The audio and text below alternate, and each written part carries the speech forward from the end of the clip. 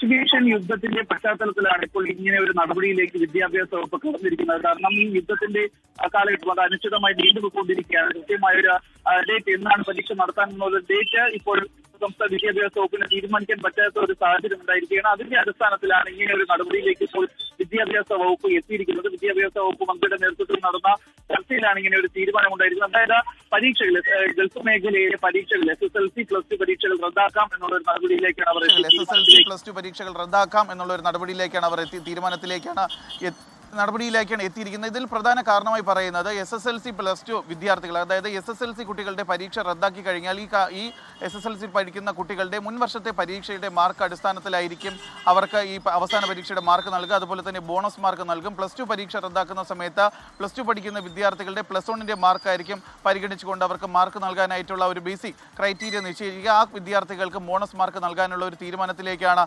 സംസ്ഥാന വിദ്യാഭ്യാസ വകുപ്പ് എത്തിയിരിക്കുന്നത്. നേരത്തെ ഈ മറ്റ് കേരളത്തിലെ പരീക്ഷയോടൊപ്പം തന്നെയാണ് ഗൾഫ് മേഖലയിലെ പരീക്ഷകൾ തീരുമാനിച്ചിരുന്നത്.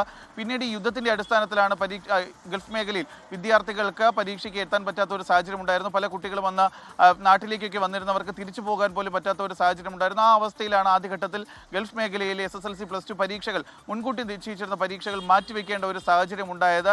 എന്തായാലും പിന്നീട് അത് നടത്താമെന്നുള്ള ഒരു തീരുമാനത്തിലാണ് എത്തിയിരുന്നത്. പുതിയ ക്വസ്റ്റ്യൻ പേപ്പർ തയ്യാറാക്കി മറ്റൊരു പരീക്ഷയും നടത്താമെന്നായിരുന്നു വിദ്യാഭ്യാസ വകുപ്പിന്റെ ആദ്യ തീരുമാനം. പക്ഷേ ഇത് അനിശ്ചിതകാലത്തേക്ക് നീണ്ടുപോയിക്കൊണ്ടിരിക്കുകയാണ്. കാരണം ഗൾഫ് മേഖലയിൽ സംഘർഷങ്ങൾ ഇപ്പോഴും ഉണ്ടായിക്കൊണ്ടിരിക്കുന്നു, തുടരെ അക്രമങ്ങളും ഉണ്ടായിക്കൊണ്ടിരിക്കുന്നു. അതുകൊണ്ട് തന്നെ വിദ്യാഭ്യാസ വകുപ്പ് ഈ ഒരു പുതിയ തീരുമാനത്തിലേക്ക് എത്തിയിരിക്കുന്നത്. കഴിഞ്ഞ ദിവസങ്ങളിൽ ഈ തിരഞ്ഞെടുപ്പുമായി ബന്ധപ്പെട്ടുള്ള ചർച്ചകൾ കാരണമാണ് ഈ തീരുമാനത്തിലേക്ക് എത്താൻ സാധിക്കാത്തത്. തുടർന്നാണ് ഇന്ന് വിദ്യാഭ്യാസ വകുപ്പ് മന്ത്രിയുടെ നേതൃത്വത്തിൽ തന്നെ ഒരു യോഗം കൂടുകയും അതിൽ ഈ നിർണായക തീരുമാനം എടുക്കുകയും ചെയ്തിട്ടുള്ളത്.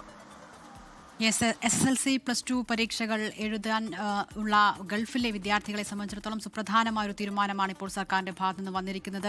ഈ പരീക്ഷകൾ റദ്ദാക്കാനാണ് ഇപ്പോൾ സർക്കാർ തീരുമാനിച്ചിരിക്കുന്നത്.